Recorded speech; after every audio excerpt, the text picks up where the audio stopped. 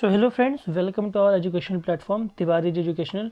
जो हमारी आज की वीडियो है ये बी प्रोग्राम के जितने भी स्टूडेंट्स हैं सेमेस्टर 6 के या पॉलिटिकल साइंस ऑनर्स के स्टूडेंट्स हैं जिनके पास भी सिलेबस में ग्लोबलाइजेशन का टॉपिक है, तो ये टॉपिक आपके लिए बहुत ही इंपॉर्टेंट है। तो यूनिट जो फर्स्ट है बी प्रोग्राम की 6 सेमेस्टर की वो क्या थी, ग्लोबलाइजेशन। ठीक है, जिसमें हम डिबेट्स, ये जो हमारा है आज का पार्ट 1 है, यूनिट 1 का पार्ट 1, जिसमें हम ग्लोबलाइजेशन एंड डिबेट्स, जो उसके बारे में डिबेट्स की गई हैं उनके बारे में आज हम पढ़ेंगे। जो हमारी नेक्स्ट टॉपिक आएगा, नेक्स्ट वीडियो जो आएगी हमारी पार्ट 2 की, वो वीडियो आएगी आपके डायमेंशंस पे। ठीक है, डायमेंशंस जब कवर हो जाएंगे सारे, तो आपका ये यूनिट 1 है वो कवर हो जाएगा पूरा। ठीक है, और आपका पूरा ऐसे यूनिट वाइज सिलेबस इसी चैनल पे आपको करा देंगे। ठीक है, तो चलिए दोस्तों अपने वीडियो को स्टार्ट करते हैं। ग्लोबलाइजेशन, पहले तो उसके मीनिंग देख लेते हैं भाई कि वैश्वीकरण का जो अर्थ है वो क्या होता है। देखिए सिंपल से अगर आपको डेफिनेशन दूँ ना भाई वैश्वीकरण क्या है समझाने के लिए, तो आप जानते हैं भाई वैश्वीकरण का मतलब होता है विश्व का एकीकरण। ठीक है, वैश्वीकरण का मतलब क्या है, यूनिफिकेशन ऑफ वर्ल्ड। आप इंग्लिश में भी देख सकते हैं भाई, यूनिफिकेशन ऑफ वर्ल्ड या फिर विश्व का एकीकरण। अब एकीकरण कहने का मतलब क्या है, देखो अगर आप वैश्वीकरण के दौर में देखोगे ना आजकल के टाइम पर, तो आपको कोई भी देश स्वतंत्र रूप से दिखाई नहीं देगा। ठीक है, जैसे इंडिया है, इंडिया जो है वो अपने ऊपर सिर्फ डिपेंडेंट नहीं है। ठीक है, वो दूसरी कंट्रीज पे भी डिपेंडेंट है। ठीक है, एकीकरण कहने का मतलब क्या है, ट्रेड में आप देखो भाई हम लोग का जो कल्चर है वो विदेशी कल्चर से मैच खा रहा है। हम लोग इंग्लिश बोलने की कोशिश करते हैं, हमारी जबकि लोकल लैंग्वेज जो है वो कुछ और ही होती है। हम लोग क्या कोशिश करते हैं, हम जो पढ़ाई करते हैं वो इंग्लिश मीडियम में करते हैं। ठीक है, तो ये सब क्या है, हम वर्ल्ड को यूनाइट कर रहे हैं in the form of language. ठीक है, या in the form of culture, in the form of society. हम ऐसे सोसाइटी का डेवलपमेंट कर रहे हैं जिसमें सब लोग यूनिटी से रहें। ठीक है, समानता से रहें, भाईचारे से रहें। ठीक है, जबकि जो सोसाइटल कस्टम्स होते हैं वो सबके अलग अलग होते हैं। ठीक है, बट हम क्या कर रहे हैं, कोशिश कर रहे हैं यूनिफिकेशन की। कोशिश हम नहीं कर रहे हैं, मतलब ग्लोबलाइजेशन में ऐसा हो रहा है। ठीक है, अब आपको पेपर में क्या लिखना है भाई, तो पेपर में आपको लिखना है कि वैश्वीकरण से आशय है वस्तुओं, सेवाओं, पूंजी, विचारों का स्वतंत्र प्रवाह। प्रवाह का मतलब क्या होता है, फ्लो। ठीक है, प्रवाह का मतलब क्या होता है, फ्लो। मतलब independent flow of goods, services, capital and thoughts. ठीक है, इसी को हम लोग क्या कहते हैं, ग्लोबलाइजेशन। अब आप समझ भी सकते हैं ग्लोबलाइजेशन कहने का मतलब क्या है। आप देखेंगे कि विश्व में जो व्यापार है वो तेजी से हो रहा है। ठीक है, वस्तुओं का व्यापार एक जगह से दूसरी जगह पर तेजी से हो रहा है। आपको कोई भी चीज़ चाहिए होती है, आपको मान लीजिए आपको मैकडोनाल्ड का कोई सामान चाहिए, ठीक है, या आपको पिज़्ज़ा खाना है, तो पिज़्ज़ा क्या इंडियन फूड है, नहीं। आपको क्या हुआ, वो पिज़्ज़ा को जो मटेरियल है वो बाहर से आ गया, यहीं पे बन गया, या फिर यहीं पे मैन्युफैक्चरिंग उसकी कंपनी खुल गई। ठीक है, तो यहीं पे उसकी मैन्युफैक्चरिंग होने लग गई। अब वो कंपनी तो इंडिया की नहीं थी, बट जो इंडिया की मार्केट है उसको उस पर भी उसने कब्जा करना स्टार्ट कर दिया। ठीक है, सेवाओं का आपको सर्विसेज मिल जाएंगी, आप ऑनलाइन कोई भी कोर्सेज परचेस कर सकते हैं, चाहे वो अमेरिका में बैठ के पढ़ा रहे हो, आपको जर्मनी में बैठ के पढ़ा रहे हो, और भी कई टाइप के सर्विसेज है। आपको मेडिकल सर्विसेज मिल जाएंगी। ठीक है, फैसिलिटीज़ आपको सारी मिल जाएंगी। कैपिटल का इन्वेस्टमेंट आप देखेंगे भाई, जो मल्टीनेशनल कंपनीज है वो छोटे छोटे देशों में, गरीब जो विकासशील देश हैं उनमें आ रहे हैं, या फिर जो अभी नए नए स्वतंत्र राष्ट्र हैं उनमें जा रहे हैं। ठीक है, वहाँ पे अपना जो कैपिटल है वो इन्वेस्टमेंट कर रहे हैं, पूंजी का निवेश कर रहे हैं। अब उस पूंजी की निवेश करने से फायदा उन मल्टीनेशनल कंपनीज को तो होगा, बट जिस कंट्री में वो लोग उस कैपिटल का इन्वेस्टमेंट करेंगे वहाँ पे जो स्ट्रक्चर है वो डेवलपमेंट होगा। ठीक है, वहाँ पे रोड्स बनेंगे, ट्रांसपोर्ट की सुविधा अच्छी होगी। ठीक है, तो ये म्यूचुअल कॉपरेशन पे आधारित है। ठीक है, ग्लोबलाइजेशन क्या है, म्यूचुअल कॉपरेशन पे आधारित है। ठीक है, मतलब दोनों को ही फायदा होगा। ठीक, साधारण शब्दों में विश्व का एकीकरण ही वैश्वीकरण है। ठीक है, विश्व का एकीकरण ही क्या है, वैश्वीकरण। वैश्वीकरण के 4 प्रमुख आयाम है, हमें सिलेबस में पढ़ने भी हैं। ठीक है, विभिन्न देशों के बीच वस्तुओं का प्रवाह, अर्थात विश्व में बहुराष्ट्रीय कंपनियां अपना उत्पाद बिना रोक टोक के बेच सकती हैं। ये मल्टीनेशनल कंपनीज जो हैं वो क्या करती हैं, विदाउट एनी, अरे भाई क्या हो गया इस पेन को, ठीक है, तो बिना किसी रोक टोक क्या करते हैं वो लोग, अपना जो व्यापार है या अपनी जो सर्विसेज हैं वो दूसरे कंट्रीज़ में प्रोवाइड करा सकती हैं, है ना।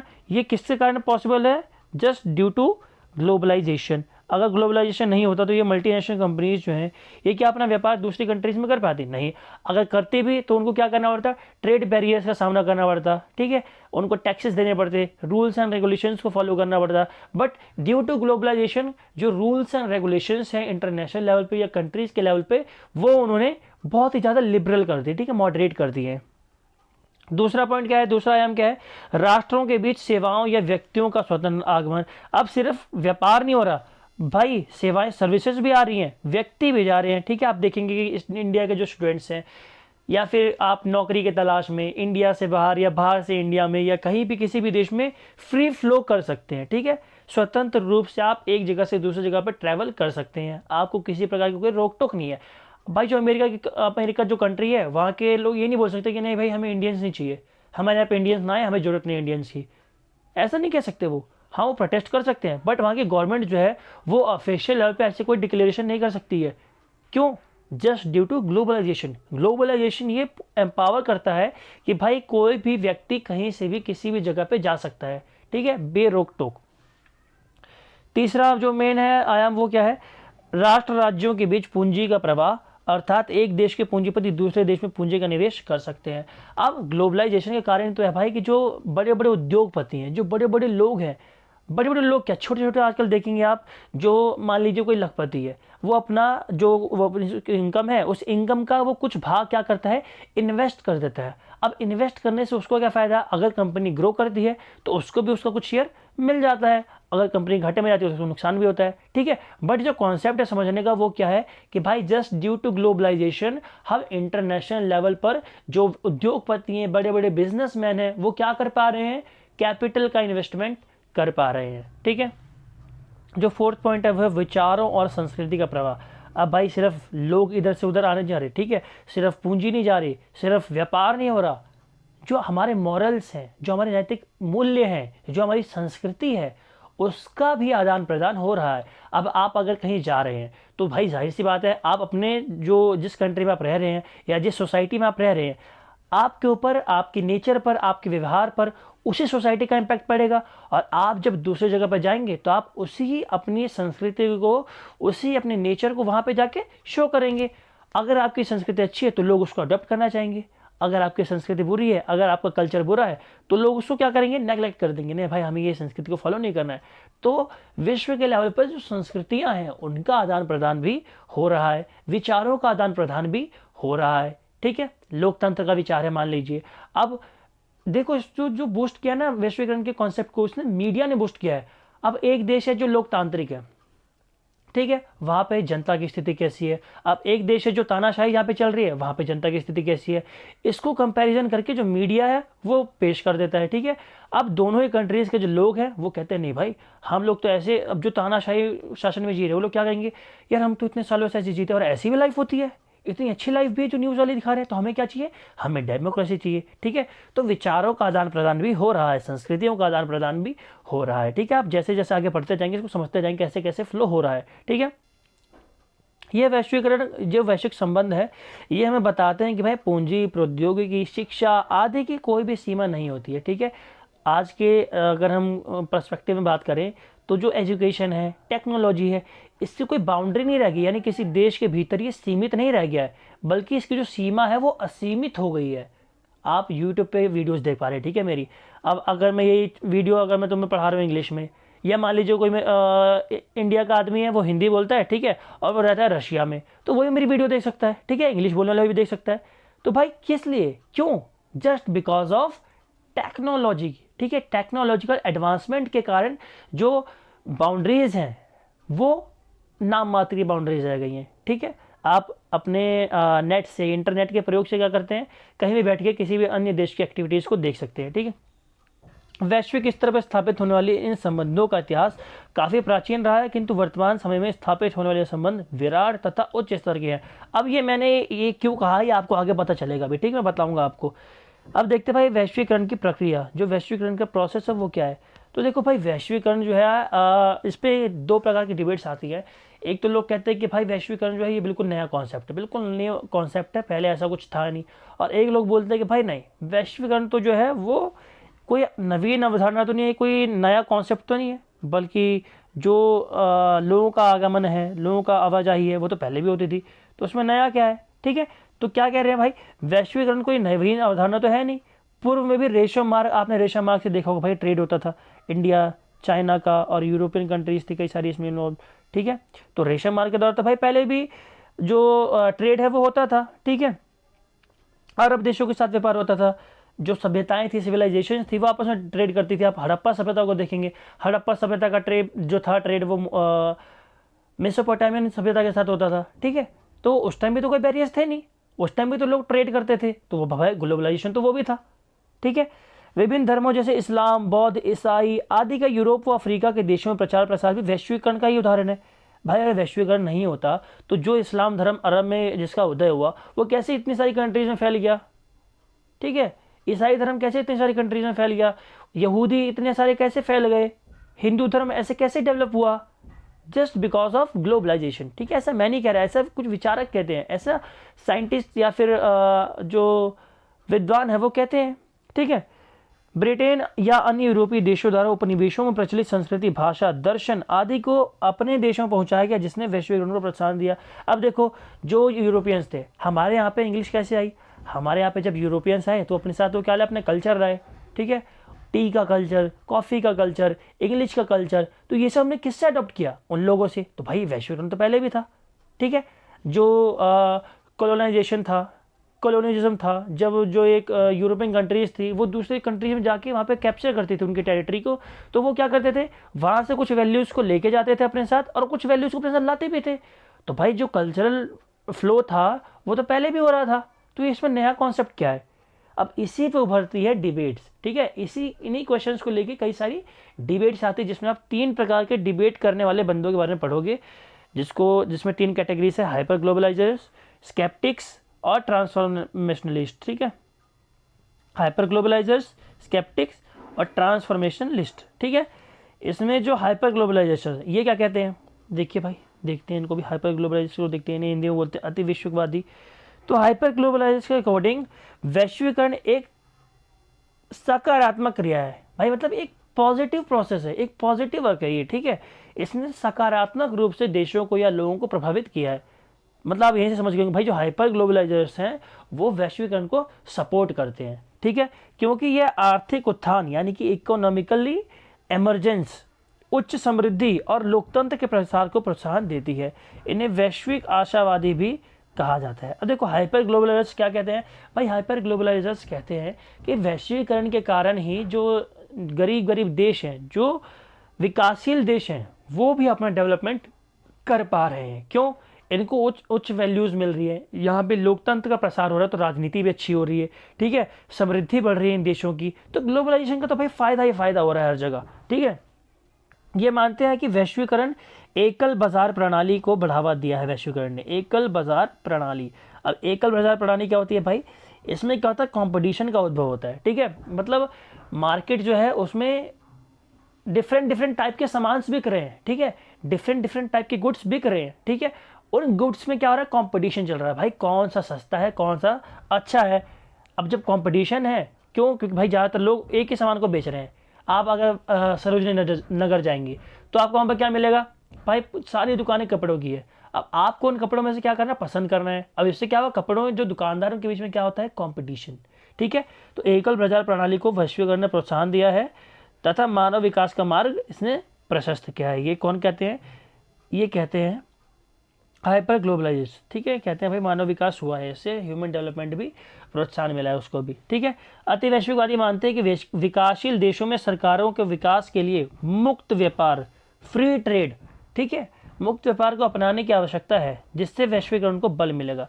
ये कौन कहते हैं, थॉमस फ्रीडमैन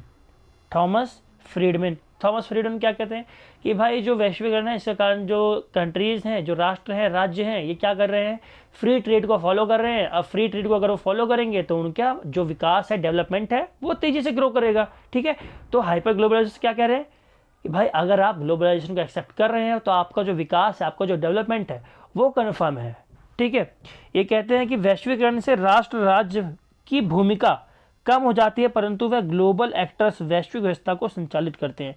ये कहते हैं कि भाई भले ही वैश्वीकरण से राष्ट्र राज्य की भूमिका कम हो जाती है, बट इंटरनेशनल लेवल पर तो भाई कुछ ग्लोबल एक्टर्स एक्टिव हो जाते हैं ना। अब वो ग्लोबल एक्टर्स कौन से हैं, वो ग्लोबल एक्टर्स होते हैं जो विश्व की इकोनॉमी को, विश्व की राजनीति को, विश्व के समाज को संचालित कर रहे हैं इनडायरेक्ट रूप से, ठीक है। इनडायरेक्ट या डायरेक्ट आप कुछ भी कह सकते हैं, ठीक है। ये ग्लोबल एक्टर्स कौन कौन से हैं, MNCs, multinational companies, transnational companies, UNO, IMF, यानी कि बहुत सारी इंटरनेशनल ऑर्गेनाइजेशंस।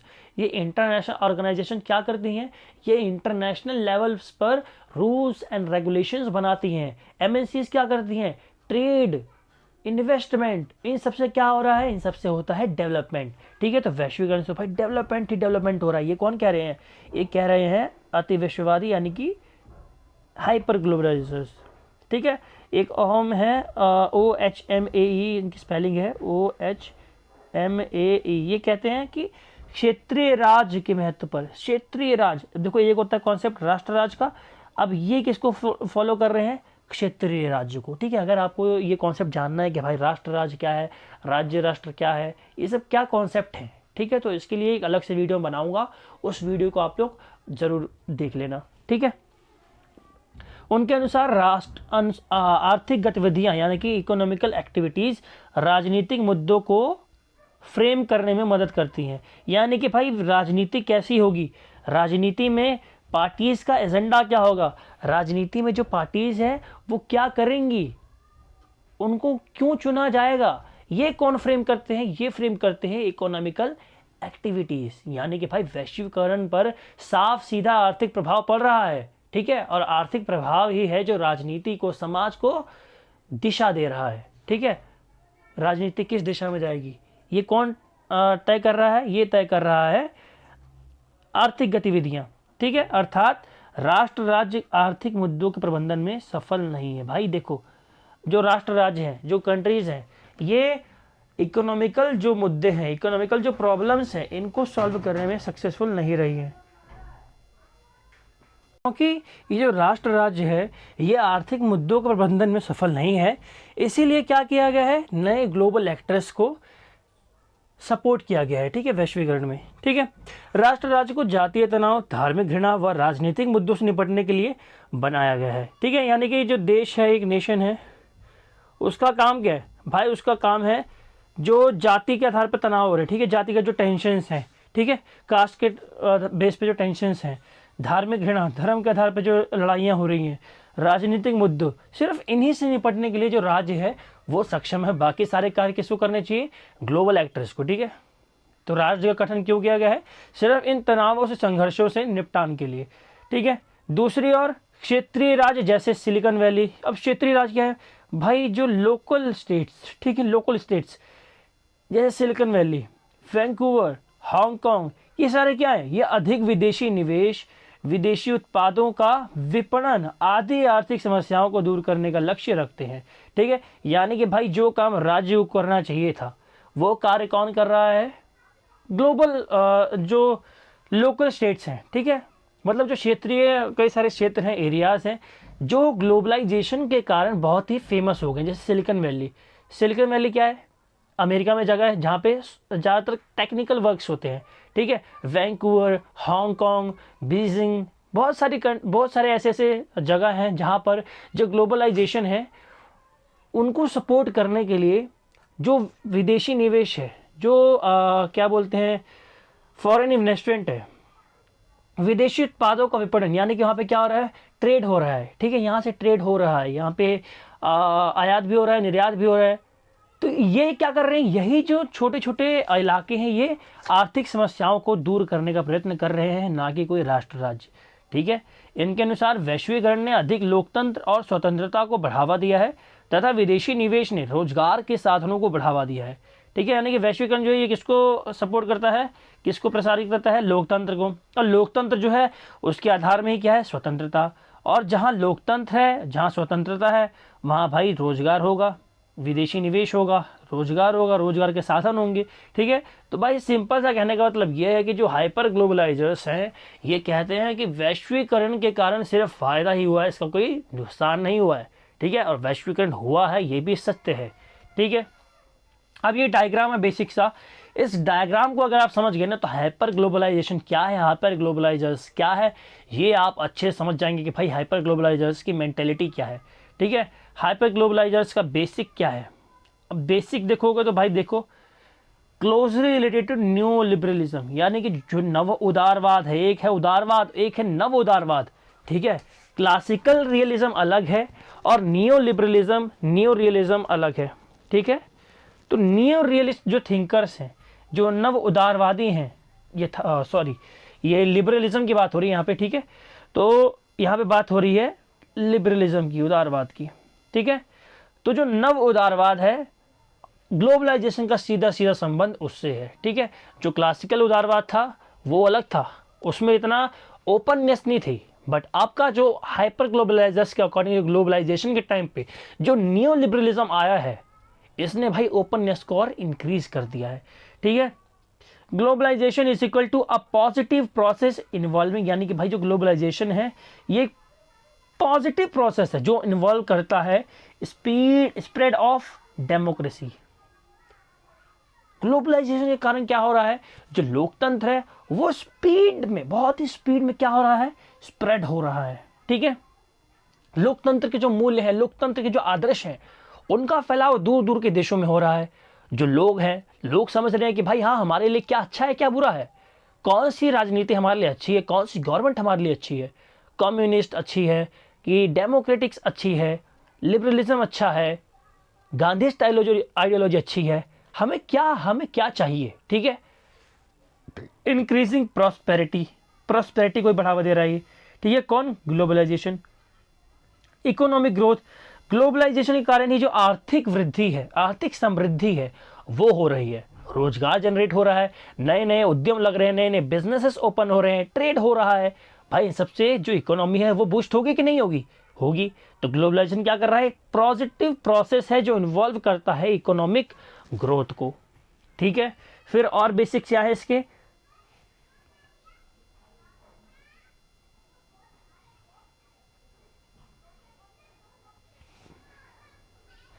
देखो और बेसिक्स क्या है भाई, एक्सपेंशन ऑफ कैपिटलिज्म, यानी कि जो ग्लोबलाइजेशन है क्या कर रहा है, एक्सपेंशन कर रहा है कैपिटलिज्म का, पूंजीवाद का प्रसार कर रहा है, ठीक है। आप जब इसकी क्रिटिक्स पढ़ेंगे ना, तो आप देखेंगे कि भाई जो वैश्वीकरण है, इसको इसी बात पे क्रिटिसाइज किया जाता है कि भाई जो वैश्वीकरण है ये क्या कर रहा है, ये पूंजीवाद को फैलावा दे रहा है, पूंजीवाद को बढ़ावा दे रहा है, उसी का प्रसार कर रहा है। भाई क्या बाकी आइडियोलॉजीज का कोई अस्तित्व नहीं है? अगर बाकी आइडियोलॉजी अच्छी नहीं थी तो वो अस्तित्व में क्यों आई? भाई कोई तो होगा जो उनको फॉलो करता हो, तो उनकी स्वतंत्रता का क्या, उनके विचार का क्या, उनकी अभिव्यक्ति की स्वतंत्रता का क्या, ठीक है।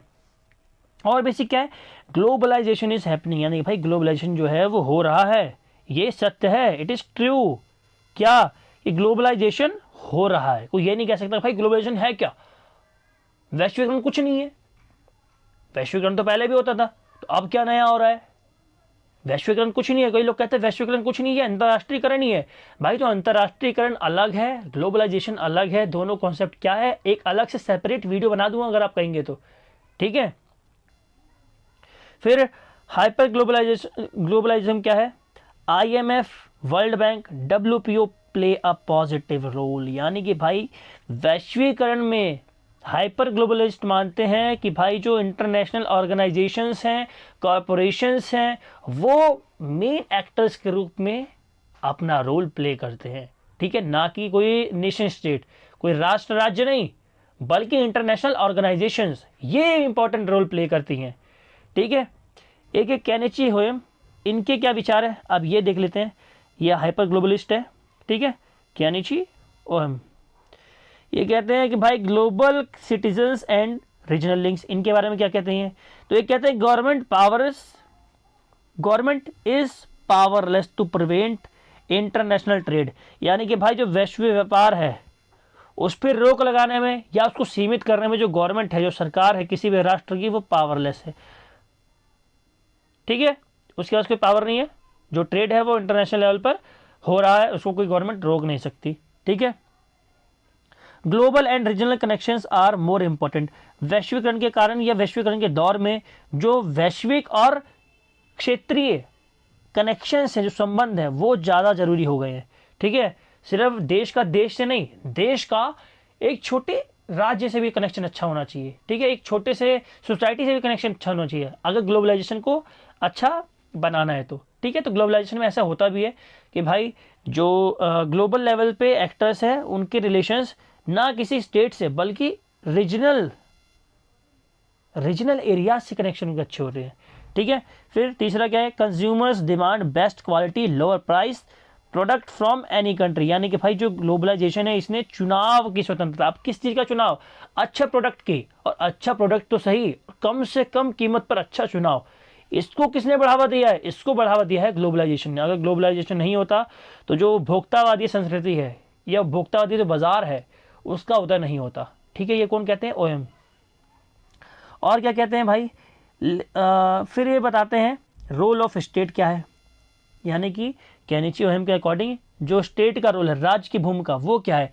यूज ऑफ मिलिट्री, क्या कहते हैं भाई, स्टेट का रोल है use of military force becomes much less likely, यानी कि जो मिलिट्री फोर्स है उसका जो यूज़ है वो राज्य के लिए कम जरूरी हो गया है, ठीक है। क्यों, क्योंकि संबंध ही इतने अच्छे राष्ट्रों के आपस में हो गए हैं कि भाई अगर दोनों ही देश जो है वो आपस में कोई युद्ध नहीं करना चाहते, वो कोई मिलिट्री ऑपरेशंस फिजिकल रूप में, यानी कि कोई मिलिट्री अटैक नहीं करना चाहते आपस में, ठीक है।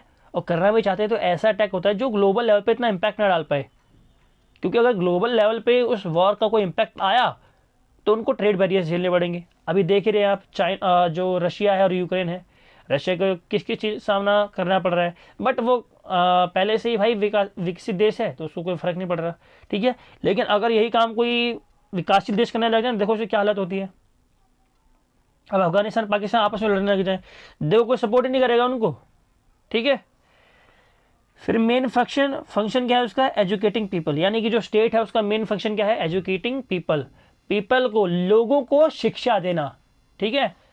लोगों को शिक्षा देना ही राज्य का जो प्रमुख कार्य है, वो है शिक्षा दे, कानून व्यवस्था बनाए, उसके अलावा और कोई काम ना करे राज्य, ठीक है।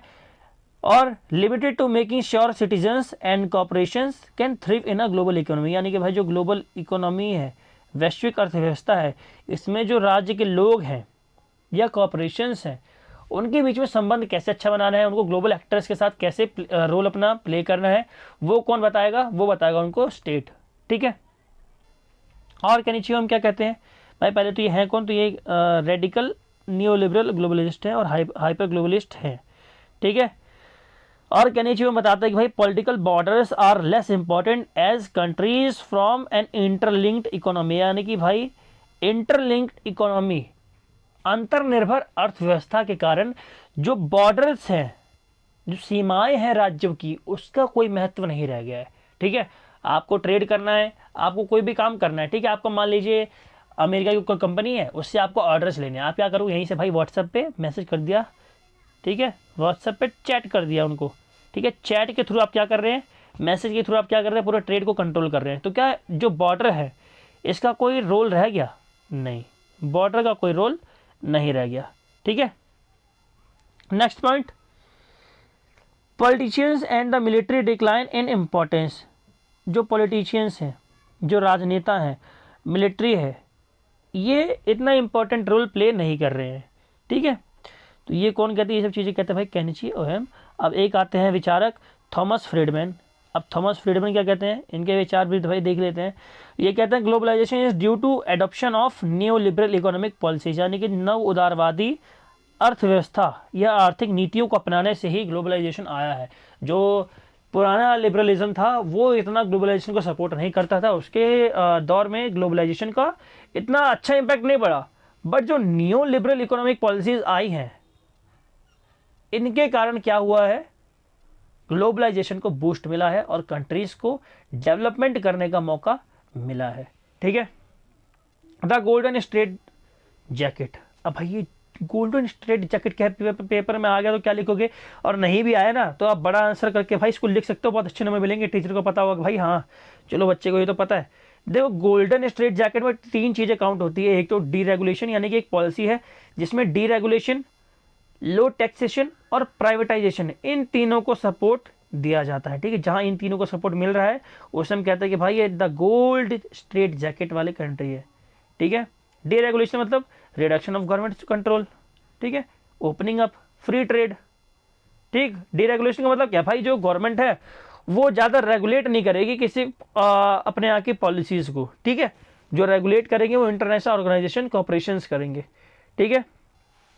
और ये कहते हैं new liberalism restrict the power of government making trade easier, यानी कि जो नव उदारवादी नीतियां हैं ये क्या कर रहे हैं, नव उदारवादी क्या करते हैं भाई, ये जो स्टेट की पावर है, जो गवर्नमेंट की पावर है उसको कम करते हैं, और गवर्नमेंट की पावर कम हो रही है तो उससे क्या हो रहा है, जो ट्रेड है वो ईजी हो रहा है। ठीक है, ट्रेड बैरियर्स नहीं लग रहे हैं, जो सीमा शुल्क लगता था, ट्रेड बैरियर लगते थे, व्यापार शुल्क लगता था, ये सब अब खत्म हो रहे हैं धीरे धीरे। ठीक है, दूसरा आता है भाई संशयवादी, हाइपर ग्लोबलाइजेशन खत्म हो गया हमारा। अब दूसरी डिबेट आती है, वो आती है संशयवादियों की, ठीक है, स्केप्टिक्स की। देखो, एक हाइपर ग्लोबलाइजेशन ने क्या बोला भाई, ये तो सपोर्ट कर रहे हैं, खुला सपोर्ट कर रहे हैं वैश्वीकरण को, बट स्केप्टिक्स जो है वो इनके फुल अपोज में है। स्केप्टिक्स के अकॉर्डिंग इनका मानना है भाई कि ग्लोबलाइजेशन कोई नई प्रक्रिया नहीं है, globalization is not a new process, बल्कि यह अंतरराष्ट्रीयकरण का ही एक सतत रूप है। यानी कि अंतरराष्ट्रीयकरण ही है जो भाई धीरे धीरे करके वैश्वीकरण के रूप में उभर रहा है। वैश्वीकरण कोई नया कोई कॉन्सेप्ट नहीं है, कोई नया प्रक्रिया नहीं है ये कोई। ठीक है, ये कहते हैं कि राष्ट्र राज्य की भूमिका अभी भी जीवित है, यानी कि जो नेशन स्टेट है उसकी भूमिका अभी भाई जीवित है। जो कह रहे ना हाइपर ग्लोबलाइजेशन कि नेशन स्टेट की भूमिका खत्म हो चुकी है, इंटरनेशनल जो ऑर्गेनाइजेशंस हैं वही रोल प्ले कर रहे हैं अपना, तो भाई ये बात पूरी गलत है। जो नेशन स्टेट है इनकी भूमिका भी अभी भी बाकी है। ठीक है, और प्रमुख ग्लोबल एक्टर्स में से एक है, यानी कि जो ग्लोबल एक्टर्स है वो भी राष्ट्र राज्य है भाई प्रमुख रूप से।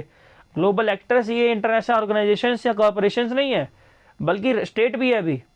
ठीक है, एग्जाम्पल ले सकते हैं आप नॉर्थ अमेरिका का, यूरोप की कंट्रीज का। ठीक है, कोई भी ये घटना हो जाए ना अगर नॉर्थ अमेरिका में, भाई उसका इम्पैक्ट पूरे स्टेट पे पड़ता है, पूरे देश पे कह रहा हूँ, पूरे विश्व पे पड़ता है। ठीक है, वॉल स्ट्रीट क्रैश को ही ले लो आप, जब वॉल स्ट्रीट क्रैश हुआ था तो क्या हुआ, इकोनॉमिक डिप्रेशन आ गया पूरे विश्व में। हुआ कहाँ था, अमेरिका में। ठीक है, ये वैश्वीकरण को एक मिथ्या मानते हैं, यानी कहते हैं भाई जो एक वैश्वीकरण ही एक मिथ है। ठीक है, क्योंकि लोगों का या वस्तुओं का एक स्थान से दूसरे स्थान पर प्रवाह तो पहले भी होता था, वही बात। ठीक है, अगर कुछ परिवर्तन हुआ भी है, कोई चेंजेस आए भी हैं, तो वो यह है कि समाज में समस्याएं बढ़ी है भाई, बेरोजगारी और गरीबी ये सब बढ़ गई है, और तो कुछ हमें चेंज देखने को नहीं मिला। स्केप्टिक्स क्या कह रहे हैं भाई, देखो आप अगर कह रहे हो ना कि वैश्वीकरण हो रहा है तो हाँ हम मानते हैं, चलो ठीक है, वैश्वीकरण पहली बात तो हो नहीं रहा। ठीक है, और अगर हो भी रहा है ना, कुछ परिवर्तन आ भी रहा है, तो सिर्फ वो इतना आ रहा है कि इसने समाज में समस्याओं को बढ़ा दिया है, बेरोजगारी बढ़ाई है, गरीबी बढ़ाई है, और कुछ नहीं हुआ। ठीक, इनके अकॉर्डिंग वैश्वीकरण ने वैश्विक शांति, जो इंटरनेशनल पीस है, उसको खतरा पहुंचा दिया है। कैसे खतरा पहुंचा दिया, तो भाई ये जो वेस्टर्न कल्चर है उसको पूरे विश्व पर थोपने का प्रयास कर रहे हैं, डंपिंग ऑफ वेस्टर्न सिविलाइजेशन या वेस्टर्न कल्चर। ठीक, इसका इंपैक्ट क्या पड़ रहा है, इसका इंपैक्ट पड़ रहा है आम और क्षेत्रीय संस्कृतियों को। क्यों भाई, ये जो क्षेत्रीय संस्कृतियां हैं ये उन ग्लोबल जो वेस्टर्न संस्कृति है उससे कंपैरिजन ही नहीं कर पा रहे, उससे कंपटीशन ही नहीं कर पा रहे हैं। ठीक है, अब जो कंपटीशन नहीं कर पा रहे तो उनका क्या होगा, डिक्लाइन हो जाएगा, इनका पतन हो जाएगा। ठीक है, और ये क्या कर रहा है, सभ्यताओं के बीच में टकराव को पैदा कर रहा है। ठीक है, दो सभ्यताएं हैं वो अपने आप को सुपीरियर साबित करने में लगी हुई हैं।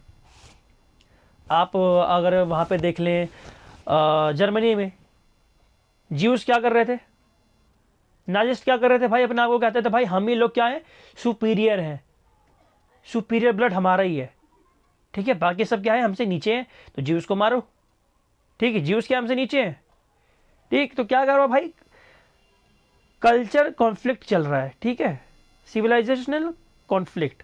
और संशयवादी क्या कहते हैं कि वैश्विकवादी किस आर्थिक विकास की बात कर रहे हैं भाई, वैश्विकवादी जो कह रहे हैं ना कि भाई इंटरनेशनल लेवल पर इकोनॉमिकल डेवलपमेंट हो रहा है, भाई कौन सा विकास, वैश्वीकरण ने तो अव्यवस्था, एनार्की, बेरोजगारी व आर्थिक अस्थिरता को बढ़ावा दिया है।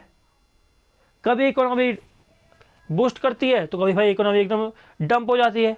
तो कौन से आर्थिक विकास की बात कर रहे हैं, वही आर्थिक विकास जो राजनीति में या आर्थिक अर्थव्यवस्था में स्थिरता भी नहीं ला पा रहा,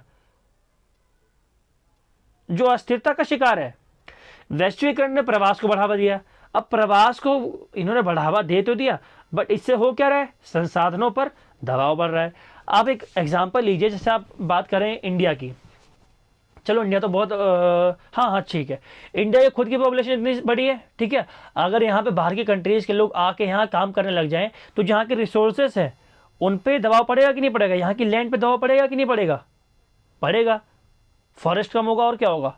ठीक है, तो रिसोर्सेज अगर भाई अगर आप प्रवास कर रहे हैं तो उससे रिसोर्सेज भी तो इफेक्ट पड़ रहा है, तो क्या डेवलपमेंट है ये। रिसोर्सेज का कम होना क्या कोई डेवलपमेंट कहलाता है? ये कहते हैं स्केप्टिक्स। ठीक है, इमैनुअल वालेस्टीन ये एक विचारक हैं, ये क्या कहते हैं कि विश्व प्रणाली सिद्धांत, इनका थ्योरी है विश्व प्रणाली सिद्धांत। इस सिद्धांत के अकॉर्डिंग पूंजीवादी विश्व व्यवस्था का गठन राष्ट्र राज्यों द्वारा किया गया और ये राष्ट्र राज्य अभी भी राजनीति में केंद्रीय भूमिका निभाते हैं। ठीक है भाई, जिस पूंजीवाद की बात कर रहे हो उस पूंजीवाद का गठन तो भाई राष्ट्र राज्यों ने किया था और यही राष्ट्र राज्य, यही नेशनल स्टेट्स हैं जो अभी भी ग्लोबल एक्टर्स की भूमिका निभा रहे हैं। तो आप क्या कह रहे हैं भाई, नई व्यवस्था है, कुछ नया नहीं है। ठीक है, सब कुछ पुराना ही है। अब जो बाद के पोस्ट स्केप्टिक्स हैं, जो यानी कि बाद में आते हैं, वो क्या कहते हैं भाई, वो लोग गिव अप कर देते हैं कि भाई वैश्वीकरण एक वास्तविक घटना है, वैश्वीकरण हो रहा है। ठीक है, पुराना प्रोसेस नहीं है और यह राष्ट्र राज्य को प्रभावित भी कर रहा है। ठीक है, बट फिर भी राष्ट्र राज्य जो है वो विश्व राजनीति में महत्वपूर्ण भूमिका निभा रहे हैं। मतलब जो पोस्ट स्केप्टिक्स हैं ये कहते हैं कि भाई देखिए, ये कहना तो गलत होगा कि भाई वैश्वीकरण नहीं हो रहा, वैश्वीकरण तो हो रहा है, बट जो नेशन स्टेट्स हैं, जो राष्ट्र राज्य हैं, इनकी भूमिका भी महत्वपूर्ण है। अभी भले ही कम हुई हो लेकिन नेशन स्टेट्स भी अस्तित्व में है अभी। ठीक है, उनका डिक्लाइन नहीं हुआ है। बाह्य कारकों जैसे पर्यावरण, शिक्षा, श्रम, प्रवास आदि ने राष्ट्र राज्य की संरचना को बदलने में महत्वपूर्ण योगदान दिया है। यानी कि वैश्वीकरण ने प्रभावित नहीं किया, बल्कि बाह्य कारक जैसे पर्यावरण, शिक्षा, श्रम, रोजगार, प्रवास, इन सब ने प्रभावित किया है। ठीक है, अंतर्राष्ट्रीय संगठन व कानून राष्ट्र राज्यों की संप्रभुता को प्रत्यक्ष रूप से प्रभावित करते हैं। जो इंटरनेशनल लेवल पर जो रूल्स एंड रेगुलेशंस बनाए जाते हैं संगठनों द्वारा, उनका डायरेक्ट इम्पैक्ट पड़ता है नेशन स्टेट्स पर। ठीक है, तो ऐसा नहीं कि उन पर कोई इम्पैक्ट नहीं पड़ रहा है। ठीक, वेड का आरोप है, एक वाडे एक विचारक हैं, वो भी कहते हैं कि वैश्वीकरण ने एक नई व्यवस्था को जन्म दिया है और इस व्यवस्था के तहत एक तरफ राज्यों के बीच असमानता बढ़ रही है, तो वहीं दूसरी तरफ विश्व बैंक तथा IMF जैसे अंतरराष्ट्रीय जो संगठन है ये कम लागत पर कुछ देशों को ब्याज देकर उन्हें महत्वपूर्ण खिलाड़ी बना रहे हैं। मतलब समझिए, इस पॉइंट को समझिए भाई, वाडे आरोप लगा रहे कि वैश्वीकरण जो है ना, ये एक नई व्यवस्था को जन्म दे रही है, एक नया सिस्टम जनरेट कर रही है। वो सिस्टम कैसा है? वो सिस्टम ऐसा है कि भाई एक तरफ तो ये लोग राज्यों के बीच में असमानता को बढ़ा रहे हैं, अनइक्वालिटी को बढ़ा रहे हैं राज्यों के बीच में। कैसे? इस असमानता को कैसे बढ़ रही है भाई, कैसे बढ़ रही है? तो देखो, IMF, विश्व बैंक, जो ऐसे इंटरनेशनल ऑर्गेनाइजेशंस हैं, ये क्या करती हैं? ये डेवलप कंट्रीज को कम लागत पर उनको कर्ज दे देती हैं। ठीक है, वही अगर बात है विकासशील देश की, तो उनको कर्ज ज़्यादा ब्याज पे देंगी, जिससे जो विकसित देश हैं वो और अधिक विकास कर पाएंगे, और जो विकासशील देश हैं वो क्या कर रहे हैं? वो उन कर्ज के तल में डूब रहे हैं। ठीक है, दब रहे हैं, वो अपना डेवलपमेंट कर ही नहीं पा रहे। भाई कौन से वैश्वीकरण की बात कर रहे हो आप? वही वैश्वीकरण जो गरीब को गरीब बना रहा है, अमीर को और अमीर बना रहा है। ये तो भाई गलत बात है। ठीक है, फिर आते हैं डेविड हेल्ड। डेविड हेल्ड कहते हैं कि राष्ट्र राज्य की संरचना को वैश्विक शासन, अंतर्राष्ट्रीय कानूनों और सामाजिक आंदोलनों के संसाधनों द्वारा पुनः आकार दिया गया है। यानी कि जो राष्ट्र राज्य की जो संरचना है, जो उसका स्ट्रक्चर है, इसको ग्लोबल लेवल पर ग्लोबल गवर्नमेंट, इंटरनेशनल रूल्स, सामाजिक आंदोलन, इन सबको साधन बनाकर, संसाधन बनाकर राष्ट्र राज्य की संरचना को पुनः आकार दिया गया है। ठीक है, हालांकि जो क्षेत्रीय सीमाएं हैं वो भी मौजूद है भी और उनके महत्व को बनाए रखती हैं। ठीक है, धन का प्रवाह, आर्थिक गतिविधियां राष्ट्र राज्यों को विदेशियों और निवेशों के लिए अधिक खुला बनाती हैं। ठीक है, यानी कि भाई देखो, साफ सीधी बात है, जो पोस्ट स्केप्टिक्स है ये कह रहे हैं कि भाई ऐसा नहीं है कि ग्लोबलाइजेशन नहीं है, ग्लोबलाइजेशन हो रहा है और उसका इम्पैक्ट भी पड़ रहा है राष्ट्र राज्यों पर, प्लस कम पड़ रहा है। ठीक है, वहीं जो स्केप्टिक्स है वो क्या कह रहे हैं? वो कह रहे हैं कि भाई कोई ग्लोबलाइजेशन है ही नहीं, कौन से ग्लोबलाइजेशन की बात कर रहे हो आप? ठीक है, और जो हाइपर ग्लोबलाइजेशन, ये कह रहे हैं कि भाई वैश्वीकरण तो बहुत अच्छा प्रोसेस है, इससे विकास ही विकास हो रहा है। ठीक है, अब तीसरे आते हैं ट्रांसफॉर्मेशनलिस्ट। ठीक, तो देखिए दोस्तों, अगर हम बात करें ट्रांसफॉर्मेशनलिस्ट की, यानी कि रूपांतरणवादियों की या परिवर्तनवादियों की, तो ये लोग कहते हैं कि भाई वैश्वीकरण का जो प्रभाव है ना तो ये उसको नेगेटिव ही मानते हैं, ना ये उसको पॉजिटिव मानते हैं, तो ये बीच का पक्ष रखते हैं। ये ना कुछ मीडियोकर्स हैं जो केंद्रीय भूमिका निभाता है ना, केंद्रीय पक्ष में। तो ये वैसे लोग हैं जो कहते हैं कि ना भाई वैश्वीकरण का कोई नकारात्मक प्रभाव पड़ा है, ना वैश्वीकरण का कोई सकारात्मक प्रभाव पड़ा है। इनके अनुसार वैश्वीकरण एक विश्व व्यवस्था की पुनर्रचना में महत्वपूर्ण भूमिका अदा कर रहा है। यानी कि जो विश्व व्यवस्था ने एक वर्ल्ड ऑर्डर, उसकी रचना में एक नया आधार तैयार कर रहा है और यह सामाजिक, आर्थिक और राजनीतिक परिवर्तनों को भी करने में अग्रणी रहा। यानी कि भाई ये परिवर्तन जो कर रहा है उनसे फ़ायदा भी हो रहा है, तो हाँ भाई ये भी मानते हैं कि कुछ नुकसान भी हो रहा है। ठीक है, ये राष्ट्र राज्यों के महत्व को भी स्वीकार करते हैं, हालांकि राष्ट्र राज्यों के ऊपर प्रतिबंध लगाने की वकालत भी करते हैं। भाई मतलब ये भी कहते हैं कि भाई राष्ट्र राज्य जो हैं वो होने चाहिए, ऊपर से ये भी कहते हैं कि उन पर प्रतिबंध भी लगने चाहिए। ये नहीं कि मतलब उनको स्वतंत्रता दे दी जाए पूरी तरह से। ठीक है, राष्ट्र राज्य रहें, ये नहीं कहते कि राष्ट्र राज्य नहीं है या नहीं रहे। कहते हैं कि वैश्वीकरण में जो राष्ट्र राज्य है वो एक ऐसी संस्था बन के रह गया है जिसके ऊपर कुछ प्रतिबंध भी लगाए गए हैं। ना राष्ट्र राज्य के बिना ग्लोबल एक्टर्स काम कर सकते हैं, ना वैश्वीकरण सफल हो सकता है, और ना पूरी तरह से राष्ट्र राज्य के साथ ही सफल हो सकता है। ठीक है, मतलब राष्ट्र राज्य को केंद्रीय भूमिका निभानी होगी, उनको ग्लोबलाइजेशन को सपोर्ट करना होगा। ठीक है, वे पूर्ण रूप से राज्य केंद्रित दृष्टिकोणों को अस्वीकार करते हैं क्योंकि वैश्विक क्षेत्र में नए राजनीतिक संगठनों का उदय हो रहा है। वो कहते हैं कि भाई ऐसा नहीं है कि हमें जो राजनीति है वो राज्य से केंद्रित है। ठीक है, सब कुछ स्टेट ही नहीं है, सारी शक्तियां स्टेट के पास नहीं हो सकती है, क्योंकि विश्व लेवल पर, ग्लोबल लेवल पर ग्लोबल एक्टर्स भी हैं। वो ग्लोबल एक्टर्स हैं, कई सारे नए नए संगठन हैं, कई नए सारे देश हैं। ठीक है, तो आप किसी एक राष्ट्र को रख के पूरे विश्व में उसका मालिक नहीं मान सकते आप, क्योंकि लेवल पर, इंटरनेशनल लेवल पर कई सारे नए नए राष्ट्र उभर रहे हैं, कई सारी नई नई संस्थाएं उभर रही हैं, इंटरनेशनल ऑर्गेनाइजेशंस उभर रहे हैं। ठीक है, तो आप ये कहें कि भाई अमेरिका की हेजेमनी है या फिर चाइना की हेजेमनी है, तो ये भाई कोई असली सही सत्य नहीं होगा। ठीक है, तो आई होप दोस्तों आपको हमारी जो आज की वीडियो थी वो पसंद आई होगी, आपका जो टॉपिक था ये क्लियर हो गया होगा यार। बट वीडियो बहुत लंबी हो गई, मैं जानता हूँ, बट कोई बात नहीं, एडजस्ट कर लेना आप। ठीक है, अगर कोई डाउट आपका रह गया हो तो आपको कमेंट बॉक्स में आप शेयर कर देना है। ठीक है, और वीडियो को लाइक कर देना है, अपने फ्रेंडों के साथ भी शेयर कर दें, कमेंट कर देना कोई भी दिक्कत होगी या कोई वीडियो बनवानी हो तो। ठीक है दोस्तों, और चैनल को हमारे सब्सक्राइब कर दें ताकि जितने भी कंटेंट्स आपके स्टडी से रिलेटेड सारे आपके इसी चैनल पर मिल जाए। ठीक है, जय हिंद, जय भारत।